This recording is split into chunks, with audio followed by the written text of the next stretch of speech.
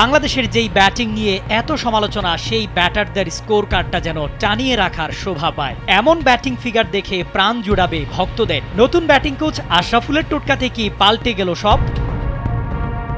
সবুজের মাঝে আইরিশদের বিপক্ষে এমন এক স্বপ্নের ইনিংস খেলবেন টাইগাররা, সেটা কি ভাবা হয়েছিল কখনো?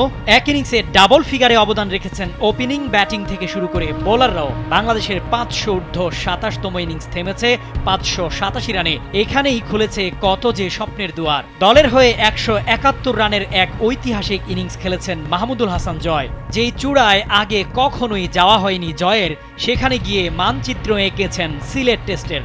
ক্যারিয়ার সেরা ইনিংস খেলে রাঙিয়েছেন ম্যাচটিকে। ক্যারিয়ারে একটি মাত্র সেঞ্চুরি করেছিলেন জয়, সেটাও আবার 3 বছর আগে। এবার নিজেকে ছাড়িয়ে গেছেন বহু দূরে।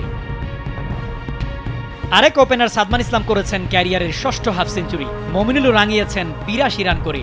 অধিনায়ক নাজমুল হোসেন শান্তর 114 বলে 14টি চারের ইনিংস এনে দিয়েছে টেস্টের 7ম সেঞ্চুরি। নিজের 99তম ম্যাচে টেস্ট মেজাজেই খেলেছেন মুশফিকুর রহিম। অবদান রেখেছেন 2 অঙ্কের 23 রান করে। কিন্তু টি-20 অধিনায়ক লিটন দাস টেস্ট খেলেছেন নিজের ফর্মেটেই। মাত্র 66 বলে বিধ্বংসী মেজাজে 60 রান করেছেন। মেহেদী হাসান মিরাজ, হাসান মুরাদ, হাসান মাহমুদরা ডাবল ফিগারে রান করেছেন। পেসার নাহিদ রানার বাউন্ডারির পর ইনিংস ঘোষণা করলে অপরাজিত থেকেও তিনি ফিরেছেন 4 রানে। সিলেটের সৌন্দর্যে ঘেরা সবুজের মাঝে এ যেন টাইগারদের এক স্বপ্নের ইনিংস। ক্রিকেটের এই কুলিন সংস্করণে অভিজাত এক ইনিংস খেলে আইরিশদের বিপক্ষে 301 রানের লিডটাই বলে দেয় দিনটা বাংলাদেশের। লক্ষ্যটা যখন জয়, এমন ইনিংস তখন জয়ের ভরসা। 85 রানে 5 উইকেট হারিয়ে দিন শেষ করেছে আইরিশরা। ব্যাটারদের আসা যাওয়ার মিছিল শক্ত করেছে টাইগারদের চালকের আসন।